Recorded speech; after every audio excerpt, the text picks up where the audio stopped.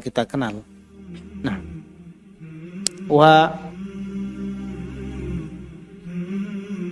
imra'atu Fir'aun Asiyah bintu Muzahim, singkat ceritanya yang kita maklumi bersama, dia seorang yang memberikan jalan untuk Nabiullah Musa, ya, berada di kerajaannya Fir'aun tersebut, selamat dari apa yang, ya, ditetapkan dari keputusannya untuk dia menyembelih setiap putra-putra yang terlahir. Ketika kita melihat literatur untuk pembahasan seperti ini, banyak-banyak para ulama di dalam tafsirul Quran juga, Al-Imam Ibnu Katsir banyak menyebutkan di sana gandengan dengan kisah panjang Nabiullah Musa alaihissalam, juga bahkan ibunya Ummu Musa, terkait semuanya. Namun ikhwatal iman, penyebutan tentang Asiyah bintu Muzahim yang dia lebih terkenal dengan istri Fir'aun, sebagaimana disebutkan dalam ayat, wa qalat imra'atu Fir'aun qurratu 'ainin li wa lak la taqtuluhu 'asa an yanfa'ana aw nattakhidahu walada wa hum la yash'urun. Al-Qasas ayat 3 tersebut. Ketika dia alaihissalam mengambil, memungut anak yang ada di dalam tabut, di kotak tersebut atau sesuatu yang dibuat dari kayu,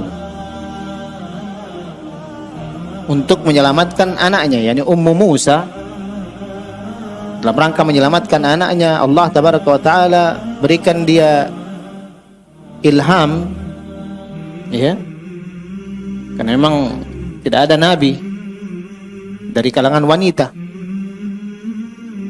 Maka walaupun ayatnya berbunyi fa'auha ila ummi Musa an ardi'ih fa idza khifti fa'alqihi fil yammi wa la takhafi wa la tahzani inna naradduhu ilaiki wa ja'iluhu minal mursalin.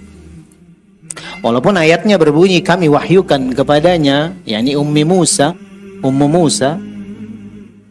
untuk tenang saja, susui saja.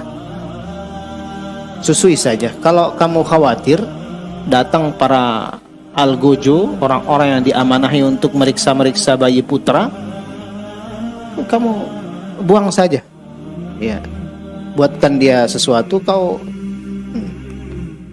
biarkan dia terbawa arus. Alqihi fil yam, jangan takut, dia berada dalam penjagaan Allah azza wa jalla. Satu hari kami akan kembalikan kepadamu dan kami jadikan dia menjadi rasul. Ikhwatal iman azzakumullah. Jadi kisah panjang tersebut dalam hadis yang dikeluarkan oleh Imam An-Nasa'i dari sahabat Ibnu Abbas, antum lihat semuanya dalam tafsir Ibnu Katsir di ayat surat Thaha ayat 40, dikenal dengan hadithul futun. Ketika dalam ayat tersebut, dalam surat Thaha itu ada dia bunyinya wa fatannaka futuna falabithta sinina fi ahli madyan itamshi ukhtuka fataqulu hal adullukum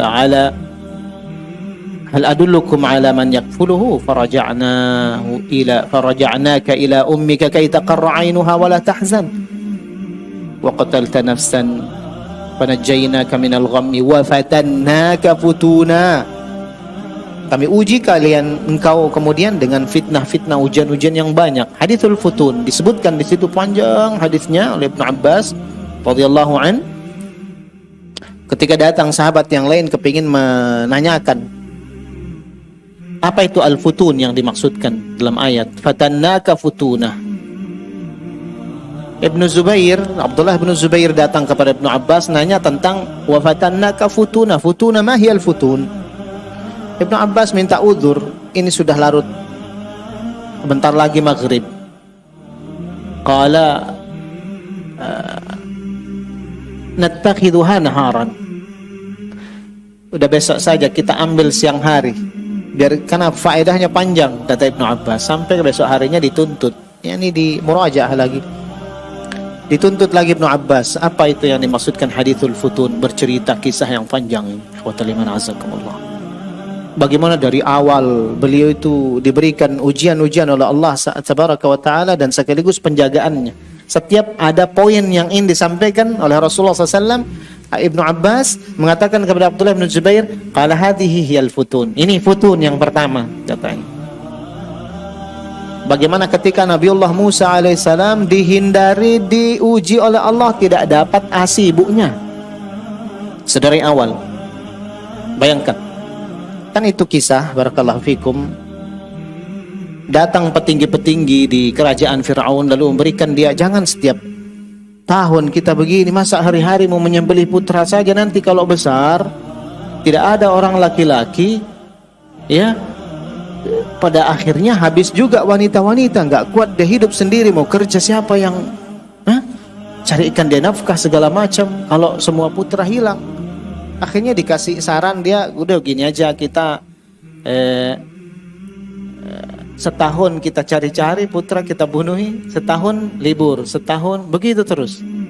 Makanya ketika lahir Nabiullah Harun alaihissalam, itu adalah kata Ibnu Abbas pada tahun yang ketika itu diliburkan pencarian putra-putra. Lalu kemudian qaddarullah ma syaa fa'ala, tahun berikutnya lahirlah Nabiullah Musa di tahun giliran ketika para algojo, al-bayyan atau al-bayyar pada keluar melaksanakan tugas titahnya dari titah Fir'aun alaihi ma yastahiqqu. Maka terjadi apa yang terjadi. Tapi dari awal penjagaan Nabiullah Allah Tabaraka wa Ta'ala kepada Nabiullah Musa, bahkan sedari awal ditakdirkan perut Ummu Musa, ibunya ini tidak buncit. Lam tadhhar lahu dzalik. Tidak nampak kalau dia sedang hamil besar. Sehingga tidak ada yang tahu. Tapi ya terendus juga kabar kalau dia mau melahirkan, sampai wanita-wanita Qibti, yakni orang-orang daleman kerajaan yang diamanahi untuk menjadi bidan-bidan setiap yang lahiran. Tsumma taraqabu asma'ahum. Mereka kemudian tunggu-tunggu dengar info siapa nanti yang hadir, yang lahir ini. Kalau nama laki-laki dipanggil para penyembelih. Kalau perempuan yatruknaha, dibiarkan dia.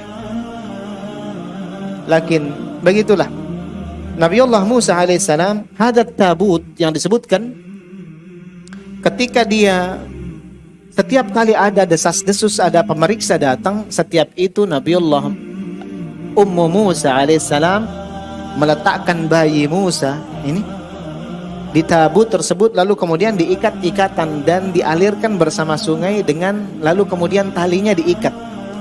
Wa kana baituha fi hafatayn Nil, adalah ketika itu memang rumahnya Ummu Musa di pesisir pinggir-pinggiran sungai Nil di Mesir. Maka setiap kali desas-desus datang begitu, dia masukkan ke tabut, dia biarkan mengalir, tapi diikat. Qaddarullah wa ma syaa fa'al. Pada hari yang dahsyat tersebut datang, dia masukkan ke tabut, saking gegernya lupa dia mengikat tali. Dhahaba bihi ma dhahab. Maka aliran sungai membawanya kemana dia dibawa. Makanya diperintahkan kepada putrinya, kakaknya Nabiullah Musa. Nah, ini yang dimaksudkan imra'ah. Yang satunya ketika dia sama Ummu Musa diperintahkan qussihi. Nah, ketika dia diperintahkan untuk periksa dia, ikuti dia jejaknya, kemana dia berlabuh, cari tahu tentangnya. Ikhwatal iman azakumullah, ketika diketahui dia berada diambil sama para dayang-dayang. Dayang-dayang ini membawanya ke dalam kerajaan untuk diberikan kepada imra'atu Fir'aun, Asya bintu Muzahim. Di situ terjadi juga penjagaan Allah. Biasanya mereka serabutan saja diambil, diperiksa setiap apa yang mau. Tapi kali ini sebagian mereka melihat sepertinya ada harta di sini, ada harta benda, ada uang, ada sesuatu yang berharga. Kalau kita yang buka, nanti istri raja nggak percaya sama kita. Nanti kita akan dituduh ngambil sebagian. Akhirnya mereka bersepakat membiarkan tabut tersebut seperti bentuknya diangkat ke Imra'atul Fir'aun. Dibawa kepadanya, lalu kemudian dibukalah sama Imra'atu Fir'aun, Asia. Wa hadhihi nuqtah al-awwal. Di situ kejadian pertama kali pintu-pintu hidayah itu masuk ke relung hati seorang Asia bintu Muzahim, wanita terbaik 4 atau salah satu dari 4 wanita terbaik di muka bumi, kama qala Nabi sallallahu alaihi wasallam. Ketika diperiksanya itu, ya, ketikanya diperiksa itu bayi, dilihatlah dia. Fa'alqathul hubba fi qalbiha syaghafa. Terlemparkanlah cinta dan kasih di hati Asyah bintu Muzahim pertama kali melihat sosok Musa, bayi Musa alaihissalam. Wa kana mimma yu'jazu bihi Musa wal ikhwah, termasuk salah satu yang merupakan i'jaz, mukjizat yang diberikan kepada Nabi Musa sejak lahirnya adalah bahwa tidak kuasa setiap yang memandangnya kecuali akan jatuh cinta kepadanya. Wa hadha misdaqu qawlihi jalla wa ala fi surati Taha, wa alqaitu 'alaika mahabbatan minni. Alqaitu 'alaika mahabbatan minni. Ku campakkan cinta dariku untukmu wahai Musa. Yani madza? Yata'athar biman yarahu wa yanzuru ilaih. Setiap yang meliriknya akan terkesima. Ada Musa. Jangankan ibunya, ibunya. Bahkan semua orang terjadi seperti itu. Makanya nanti kita dengar kisahnya. Ala kulli hal, di sini pertama kali kebaikan itu terjadi ketika jatuh hati Asyah bintu Muzahim, dan dia kebetulan dalam kisah-kisah yang lain, dalam hadits An-Nasa'i yang panjang tersebut disebutkan memang dia punya putra, tetapi putranya memiliki penyakit kelainan, qila baras wa qila ghairuha minal asqam. Ada yang mengatakan penyakit kulit, tidak senang dilihat dan sebagainya. Ada yang mengatakan yang lainnya, jinnah, semacam autis atau apa begitu. Maka ketika melihat sosok bayi, putra lagi seperti ini, gagahnya, bagusnya, Al-Imam Ibnu Katsir ketika menafsirkan ayat wa alqaitu 'alaika mahabbatan minni dan mengisahkan ketika pertama kali diliriknya dia sama Asia, qala al-Imam fas-sa'idu man ahabbahu tab'an wa syar'a. Yaqul Ibnu Katsir, maka yang berbahagia itu adalah yang melihat Nabiullah Musa lalu mencintainya, ya, mencintainya dengan tabiat dan syariat. Man ahabbahu tab'an wa syar'an was-sa'id. Yang berbahagia adalah yang mencintai Nabi Musa secara tabiat dan syariat. Mulai hidayah itu ditebar dari hanya pandangan. Karenanya jemaah yang dirahmati Allah, sebagian kata ahlul ilm, jangan remehkan pandangan. Darinya bisa Anda akan mendapatkan hidayah yang banyak. Anda membaca, Anda melihat, Anda memikirkan tadi faedah dari Syekh Muhammad bin Shalih Al-Utsaimin rahimahullah taala ketika kita melihat keajaiban alam, keindahannya, bagaimana Allah tabaraka wa taala tundukkan bagi kita ini bumi. Antum petik faedah di situ. Ada bisa menjadi gerbang-gerbang kebaikan untuk memulai memperbaiki apa yang carut marut dalam kehidupan Anda. Begitu pula sebaliknya, bahwa pandangan ini bisa menjadi gerbang-gerbang kita yang pada akhirnya mengantarkan kita ke neraka Allah tabaraka wa ta'ala. Kullul hawadithi mabda'uhan nazar. Setiap kejadian itu selalu steeringnya itu, mulainya itu dengan pandangan, ikhwatul iman. Pandangan. Lihat si fulan, kisahnya dengan si fulanah dengan si fulan. Awaluhan nazar. fabtisam, falkalam, faliqa, famaw'id. Lalu ada senyum, lalu berani ucapkan salam atau sampaikan salam, lalu liqaat, ketemuan. Sudah ketemuan, bahaya pojokan nanti. Wa kam min madaqala syair, betapa banyak penduduk neraka min mustasghari syarar, dari kalangan mereka-mereka yang menganggap enteng hal-hal yang keburukan, menganggap enteng keburukan sedikit, cuman pandangan. Lakin hakadha. Maka demikian pula, ya, kita kembali kepada kisah bagaimana Asiyah jatuh hatinya kala pertama kali dia melihat Nabiullah Musa. Yaqulu tabaraka wa ta'ala dalam petikan kisah tersebut dalam surah Al-Qasas, di antaranya ayat yang ke-9.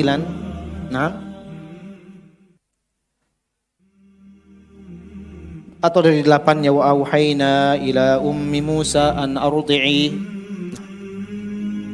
kami wahyukan kepada ummi Musa untuk disusui saja, tenang. Tadi kalau takut alqihi fil yam, lemparkan dia ke sungai, jangan takut, jangan sedih, kami akan balikkan dia satu saat nanti, bahkan kami jadikan dia berjanji menjadikannya rasul. Nah, faltaqatahu alu fir'aun liyakuna aduwan lahum aduwa wa hazana. Akhirnya diambil, jatuh di tangan keluarga Fir'aun untuk berakibat kelaknya menjadi musuh bagi Fir'aun dan pembuka kesedihan baginya tapi tidak kepada Asiyah yang beriman. Nah, maka di sini ikhwatal iman azzakumullah, ada kebaikan di hadapan mata, ada hidayah, ada ilham, ada kebaikan. Maka nilai kita terhadap hal tersebut, pandangan kita kepadanya. Kalau Anda memandangnya sebagai kebaikan, sebagai al-haq, lalu Anda lakukan, lakoni, jalankan, sabar di atasnya, fa anta engkaulah pengusung kebenaran itu. Tetapi ketika ada al-haq di hadapan Anda, namun Anda sombong, tidak menganggapnya, lalu berpaling darinya, fahadha Fir'aun. Makanya ketika istrinya sangat permintaan kepadanya untuk ini satu, ini jangan, aku mencintainya, biarkan dia untukku, hadiahi dia untukku. Nah, la taqtuluh, qalat imra'atu Fir'aun qurratu ainin li walak, dia akan menjadi qurratul ain bagiku dan bagimu. Kata Fir'aun, amma laki na'am wa amma li falah, bagimu iya, kalau bagiku enggak, aku enggak hajat gitu-gitu, kata Fir'aun. Makanya Nabi SAW dalam hadis yang sahih mengomentari, kata Nabi SAW, lau qala Fir'aunu na'am la aqarra biha ainuha wahtada biha, sekiranya dia menyatakan iya akan menjadi anak kesayangan kita, wallah dia akan dapat hidayah dari Allah. Tapi dia bilang begitu, amma laki fa na'am wa amma li la. Sebagian qiraah ada disebutkan qiraah syadzah oleh Imam Ibnu Katsir, cara membacanya disambung ke la-nya itu. Jadi katanya qalat imra'atu fir'aun qurratu ainin li wa lakala, ainin li wa lakala. Jadi bagimu Firaun tidak. Mungkin ada dhaif. Tapi begitulah, ada makna seperti itu dibawakan oleh para ulama. Asa ayyam fa'ana, barangkali dia berfaedah, berguna, dan jelas berguna. Keberadaan Nabiullah Musa menjadi berkah di tengah keluarga tersebut. Nah, jadi ikhwatal iman azzakumullah wa baraka fikum, asa ayyam fa'ana aw nattakhidahu walada wa hum la yash'urun. Begitu penjagaan Allah tabaraka wa ta'ala kepada bayi Nabi ini, Nabiullah Musa alaihissalam, ya. Kemudian kisahnya sedikit dikembalikan kepada uminya tadi ketika dia hilang sudah semuanya. Nah,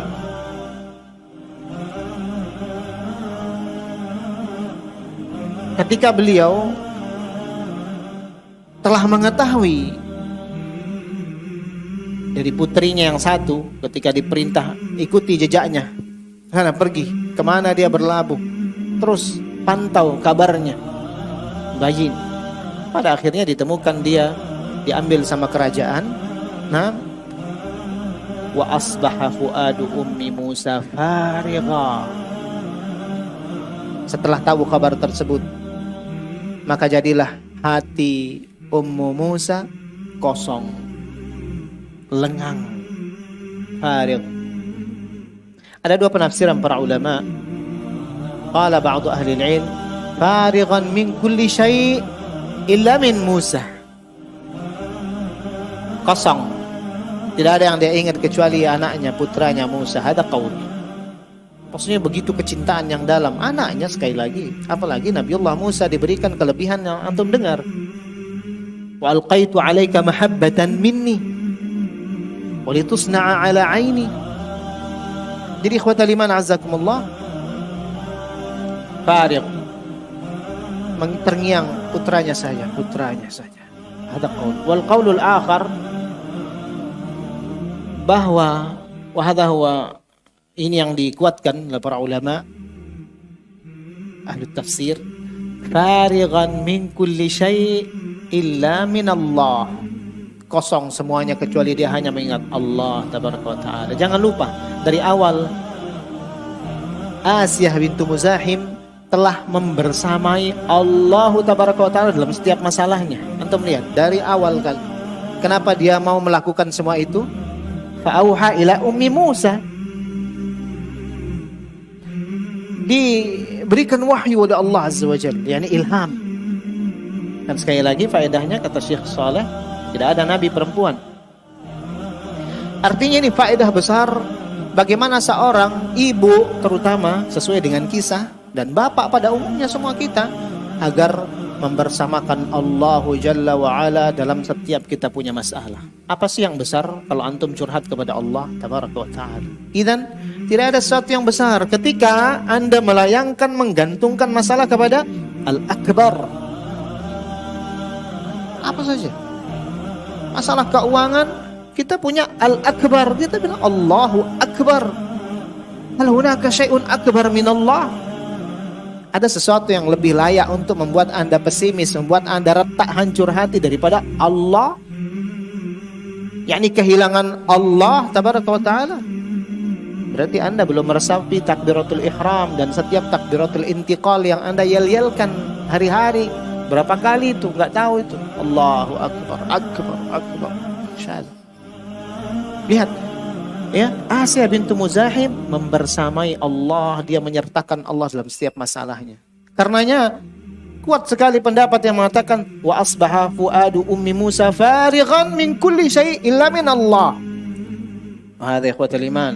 Kalau cinta tulus kepada Allah, semuanya debu.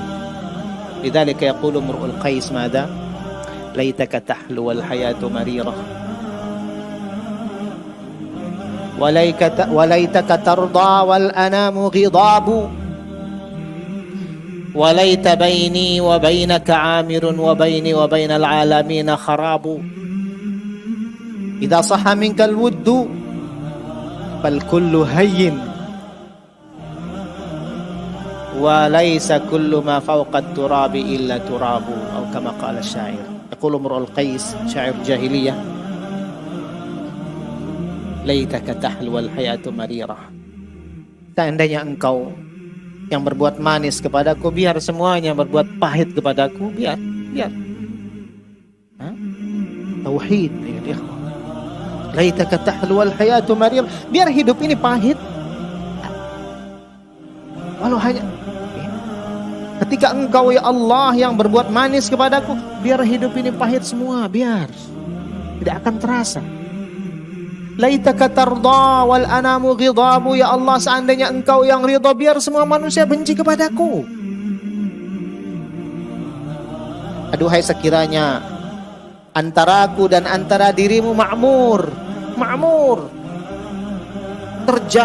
Terjalin jaringan hubungan yang kuat. Aduhai seandainya begitu. Walaita baini wa bainal alamina kharabu, biar hubunganku dengan alam semesta ini hancur lebur. Tidak masalah. Idza sahha minkal wuddu fal kullu hayyin wa kullama fawqa wa laysa kullu ma fawqa turabi illa turabu. Kalau jujur betul cintamu, idza sahha minkal wuddu, maka semuanya akan ringan. Pandangan manusia, komen, nilai mereka ada kusyur, itu kulit itu. Antum akan terobati dengan ma indakum yanfad wa ma indallahi baqa. Apa yang ada di sisi manusia itu berumur, sementara apa yang ada di sisi Allah itu langgeng, abadi adanya. Apa yang bisa dilakukan makhluk ketika anakku dalam perlindungan Allah? Apa? Tidak ada semuanya. Antum akan pandang semuanya remeh. Ketika kita diberikan taufik kepada jujurnya cinta dan bertengger tawakal hanya kepada Allah tabaraka wa ta'ala. Lihat Ummu Musa, asbaha fuadu ummi Musa farigha. Hada, ya. Pertama kali mengantarkan kita kemudian berikutnya ya, faedah apa itu? Bahwa disinilah sumber daripada solusi jalan keluar itu sumbernya di sini. Hubungan kita dengan Allah tabaraka wa taala, sejauh mana kita bisa membangun jaringan yang kuat dengannya azza wa jalla. Dan begitu pula sebaliknya, sumber dari carut marut kehidupan seseorang ketika dia tenggerkan hatinya kepada makhluk-makhluk yang semisalnya. Lidzalika yaqulu Yahya bin Mu'adz, la yazalu dinur rajuli mutamazziqan ma tuhibbu qulubuhum ma damatil qulubu bidunya muta'alliqah atau kama qala rahimahullah. Yahya bin Mu'adz mengatakan senantiasa agama kita bermasalah, agama kita tercabik-cabik, agama kita terkoyak selama terpautnya ketergantungan hati itu kepada cinta dunia. Dunia itu banyak, bukan uang saja. Anak kita dunia, harta kita dunia, istri kita dunia, semuanya dunia. Maka ikhwatal iman azakumullah, hadirkan Allah tabaraka wa ta'ala dalam setiap uraian dari kehidupan kita. Wa hadha ma'na tauhiduna lillahi jalla wa ala. Inilah tauhid. Tauhid, hadha tauhid ya ikhwan. Jangan sampai kita tergolong orang-orang yang tertipu, yang mungkin sebagian memahami tauhid itu hanya dalam pembahasan kitab-kitab tertentu, silsilah syurah kutubit tauhid. Akmalna kitabaini thalatha. Kita telah menyelesaikan 1-2 kitab juzafan begitu, lalu kemudian tidak ada asar dalam kehidupan, dalam ucapan, dalam perbuatan. Lalu sebagian orang yang katanya ngaji hilang motornya, ya tidak malu tanya kepada ustadz untuk bertanya ke dukun. Sudah sekali saja ini. Ceritanya dia mau nanya di mana motornya, siapa yang mencuri. Ikhwata liman azzakumullah, idza sahha minkal wuddu fal kullu hayyin. Semua yang ada di atas debu adalah debu. Ikhwata liman azzakumullah wa baraka fikum. Idzan begitulah ya, ketika disebutkan dalam ayat itu, waqalat li ukhtihi qussihi fabasurat bihi an junubin wa hum la yash'urun wa harramna alayhi al-maradi'a min qablu faqalat hal adullukum ala ahli baitin yakfulunahu lakum wa hum lahu nasihun faradadnahu ila ummihi kay taqarra 'aynuha wa la tahzan wa lita'lama anna wa'dallahi haqq walakinna aktsarahum la ya'lamun. Jadi ikhwatal iman azakumullah, ya. Ini kisah ini masih di sisi tentang uminya Nabiullah Musa alaihissalam, ukhtinya Nabiullah Musa alaihissalam, ketika dia disuruh perintahkan mencari-cari info tentang bayi tersebut. Lalu mawaqif yang butuh kita mengambil ibrah di situ, bagaimana kekokohan seorang Asiyah bintu Muzahim. Walau bagaimanapun pengaruh lingkungan mendera dirinya, tapi sedari awal dia percaya itu. Dalam kisah yang panjang itu kan, ketika dihadirkan beberapa hari selang hilangnya Nabi Musa dari pangkuan ibunya, tidak lama kemudian dari situ sabarnya umiknya Nabi Musa diupah oleh Allah Azza wa Jalla, segera dibalikkan. Tidak lama itu, kata Ibnu Katsir, malabitha yauma wa ayyam, beberapa hari saja selang absennya anaknya itu, disusuannya, sampai datang sayembara dari negara untuk menyarikan bayi yang dicintai sama Imra'atu Fir'aun ini. Seseorang bisa menyusuinya, karena sudah dicoba berapa itu nggak ada yang mau, sampai dia menegaskan pergi ke pasar-pasar cari.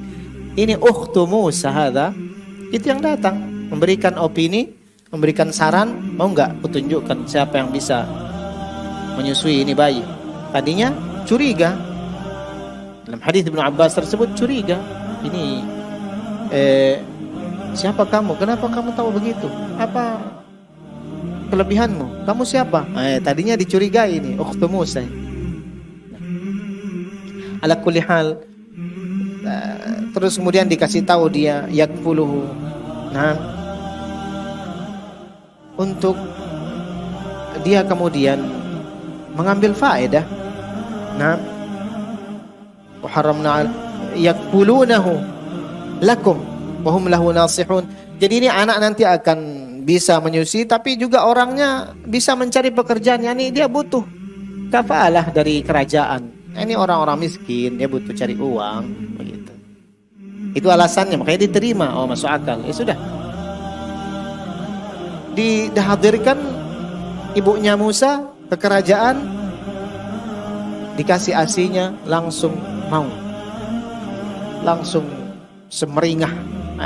Pemandangan kebahagiaan di muka istri Fir'aun, diikuti kemudian semua dayang-dayang menjadi kebahagiaan, sampai diminta ini perempuan, kau diam saja di istana, kau akan kugaji untuk menyusui. Oh, tidak bisa, saya punya anak-anak, saya punya suami, saya punya keluarga di rumah yang saya tidak bisa tinggalkan. Kalau engkau berkehendak mengizinkan, biar saya bawa bayinya, saya mau susui dia di rumah, tentu dengan penjagaanmu. Ini jelas. Oh, dikasih. Berjalan waktu tersebut sampai pada cerita akhirnya. Ini cerita tentang kesabaran Ummu Musa dan thiqahnya kepada Allah tabaraka wa taala, bahwa Allah satu hari akan kembalikan putranya, bahkan dijadikan rasul. Walaupun sempat fabasurat bihi an junubin wa hum la yash'urun, kosong pandangannya, dilihat sesuatu itu jauh padahal hal ini datang. Maksudnya ketika disayembarakan ini bayi di pasar-pasar, dia belum mengetahui kalau itu putranya Musa. Dia kan nggak tahu namanya Musa. Musa, qala Ibnu Katsir, itu salah satu nama yang diberikan oleh Asiyah bintu Muzahim. Musa itu bahasa-bahasa orang lama. Mu qala nahar, artinya sungai. Sya bishin, sya syajarah. Ini maksudnya karena ini anak ditemukan di rawa, di sungai yang ada pohon-pohonnya. Kan dimakan dia dengan Musa oleh Asiyah bintu Muzahim ala maqal. Nah, makanya uminya nggak tahu kalau itu putranya. Ketika fabasurat bihi an junub, kosong pandangan, dilihat sesuatu itu jauh padahal hal itu mendatanginya, mendekatinya. Nahum la yash'urun. Dan mereka semua nggak sadar kalau ternyata itu ibu kandungnya. Orang-orang nggak sadar. Asia bintu Muzahim juga tidak sadar. Sampai akhir cerita, lalu kemudian datang ke kerajaan. Setelah selesai penyusuan, Allah alam tidak disebutkan berapa waktu, 2 tahun kah atau apakah, waktunya dikembalikan Musa ini. Dan sekali lagi, seorang ibu itu mana bisa lepas dari bayinya? 2 tahun, 3 tahun tetap saja anak kecilku. Tetapi keyakinannya sekali lagi akan janji Allah, dan Allah tidak akan menyelisihi janjinya, dia besarkan hatinya, dibiarkan. Kembali ke kerajaan, semeringah kebahagiaan lagi terlihat. Dia masuk kepada Fir'aun, ditariknya jenggotnya oleh Musa. Ini rahib-rahib, pendeta-pendeta di ketika itu kembali menegaskan kuatnya sangkaan mereka. Nabi yang diutus itu, yang dulu kita sayembarakan hari-hari bunuh-bunuh putra bayi-bayi laki dari dahulu, sekarang kamu sadar wahai Fir'aun bahwa dia nggak jauh dari dirimu. Ini dia. Lagi-lagi didatangi, lagi Fir'aun memerintahkan algojo para penyembelih datang untuk disembelih. Lagi terjadi perhelatan dengan istrinya. Kamu sudah berjanji menghadiahkanku putra ini dan aku mencintainya. Luluh lagi Fir'aun. Apa kata Ibnu Abbas menceritakan kisah yang panjang tersebut? Ya Ibnu Jubair, hadihi ya futun. Wahai Abdullah bin Jubair, ini futun yang kedua, futun yang berikutnya. Wa fatannaka futuna, kami fitnah, kami uji Musa dengan ujian-ujian yang banyak. Ini berikutnya, ini ujian yang berikutnya wahai Abdullah bin Jubair, kata Ibnu Abbas. Dan di sini juga lagi-lagi seorang Asyah bintu Muzahim, dengannya Allah tabaraka wa taala jaga nubuwah. Kasih sayangnya dimainkan karena dia percaya juga, memang beriman bahwa ini putra yang dia asuh ini nabiyun min anbiya'i bani Israil, nabi dari nabi-nabi, dan dia beriman dengannya. Karena ya ikhwatal iman azzakumullah, sabar di dalam ujian yang berkecamuk itu dahsyat. Ini salah satu sisi kenapa dia dilebihkan, dikategorikan wanita-wanita sempurna di dunia. Laqad kamula minan nisa'i fid dunya 4. Telah sempurna wanita-wanita di dunia ini 4 orang. Mudzakkaran nabiyyu minha Asyatu bintu Muzahim, imra'atu Fir'aun. Rasul SAW menyebutkan salah satunya Asyah, istrinya Fir'aun. Kamula, sempurna. Jadi ikhwatal iman azzakumullah, kesempurnaan itu ada pada sabarnya kita menahan ujian, ikhwatal iman. Karenanya dalam pembahasan usul tsalatsa dan yang lainnya, sabar ini nggak bisa dilepas. Sabar. Kita meyakini ini bukan perkara pertama, kita bukan orang satu-satunya yang rasakan. Kita juga bukan orang pertama. Laqad sabaqat, telah terdahulu kalimat-kalimat Allah atas orang-orang. Dan itu hendaknya membuat kita berlapang dada dan berupaya sabar dan tangguh. Karena bukan Anda sendiri yang merasakan, semua juga ada ujian walaupun beda-beda. Kadang ada ujian datang dari anaknya, ada datang dari uminya, ada datang dari abinya, suaminya, istri. Mubtala. Semua kita diciptakan untuk ini. Mubtala, kulluna mubtala, kulluna mubtala. Mau kita diuji. Kadar aja beda, macam-macam aja beda. Lidzalika wajiban sabar itu ada terus. Dan kita menjadi hamba Allah dalam semua keadaan, ikhwatal iman. Semua keadaan. Jangan menjadi orang-orang yang menjadi budak Allah, beribadah kepada Allah di tepi-tepi jurang saja. Yani di tepi bibirnya saja dia beribadah. Ketika senang baru dia beribadah kepada Allah. Dalam keadaan sedih, teruji, dia lepaskan penghambaannya. Wahada, orang yang tidak masuk Islam sempurna, tidak memberikan penghambaan yang sempurna. Ini penghambaan yang terbatas ruang, terbatas waktu, terbatas keadaan. Jadi ikhwatul iman, kita ini bukan orang yang beribadah di masjid saja. Islam agama yang syumul, kamil, syamil. antum kira di pasar nggak ada keutamaan? Walau bagaimanapun Nabi mengatakan menobatkan tempat terburuk di muka bumi, ada di pasar kebaikan. Hadits Abdullah bin Abbas, jaa min hadits Abi Hurairah, rahimallahu mura'an samhan idza ba'a samhan idza ishtara samhan idza iqtada. Allah memberikan rahmatnya kepada mereka para pedagang itu yang loyal dalam memberikan barangnya. Lebih-lebih seonai, enggak apa-apa. Pembeli juga yang loyal dalam membayar. Ada kembaliannya 1.000, 2.000, 5.000. Samhan idza ishtara. Begitu pula yang membayar hutangnya baik dia. Tepat waktunya. Tidak ditangguh-tangguhkan. Allah berikan dia rahmat. Ini umumnya ditemukan di pasar-pasar, bukan di masjid. Barakallahu fikum. Ikhwatal iman, ibadah itu tidak terbatas di surau, di masjid dan sebagainya. Makanya dalam ayat itu dicerca, itu dicela orang-orang yang begitu keadaan. Wa minan nasi may ya'budullaha ala harfin.